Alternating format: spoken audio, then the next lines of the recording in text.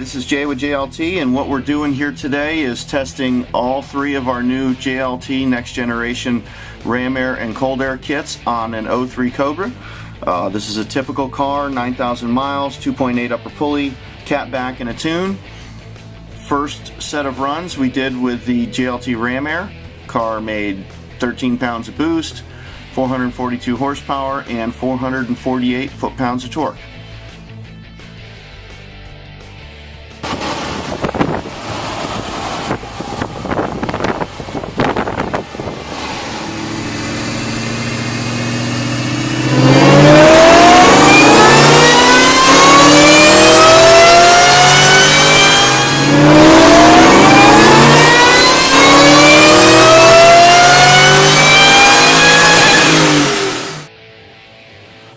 With the JLT Cold Air installed, car made 444.71 horsepower and 457.8 rear wheel torque.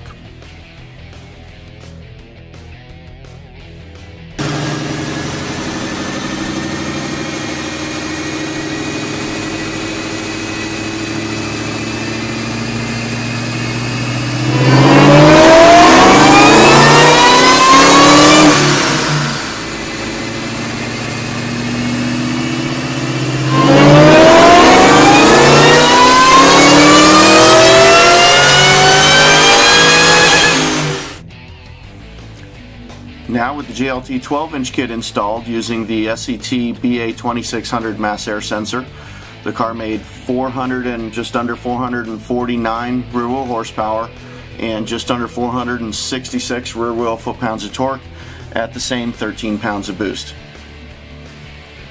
So here's an accurate comparison of a JLT Ram Air versus a JLT Cold Air on the same car, same day, same dyno.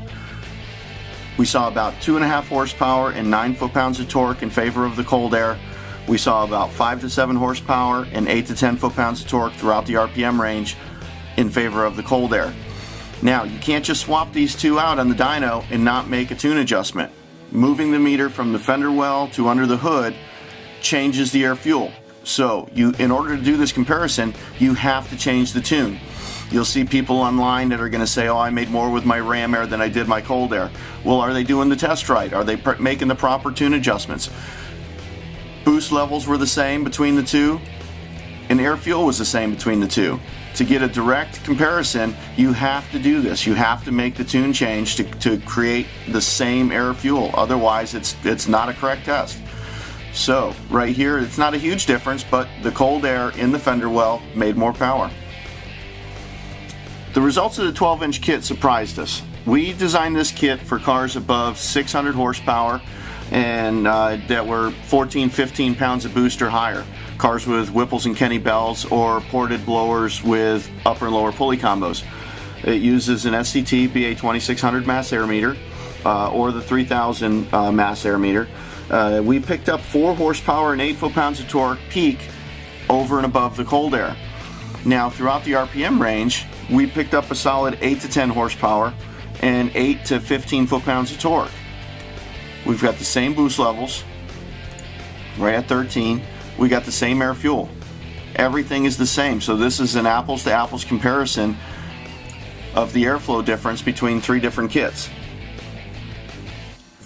So how do you choose which kit's right for you? The Ram Air kit is a great affordable option. It's priced right, fits good, looks great, makes good power, is a perfect all-around kit for anybody. You want to spend a little bit more money, you've got a weekend driver, something that's mostly going to see sunny days or the occasional rain shower, the Cold Air kit is great. Go ahead and put it to filter in the fender well, get consistent, cooler inlet air temps all the time, even at idle. The Cold Air kit's perfect. You got a race car, you've got a street car that's sometimes a race car on the weekends. You want to get the most power out of everything. You already have an SCT meter or you don't mind getting an SCT meter. The 12-inch kit's perfect for you. Overall, the kit's a little bit cheaper if you don't count the mass air meter, but it makes the most power. You got to do custom tuning with it, but you're going to be happy with the fit, the finish, and the overall power that it's going to make, and it's going to handle your ported blower with pulley combos. It's going to handle your Whipples, your Kenny Bells, all the way up to 800-900 horsepower. You're going to have a kit that you can grow into.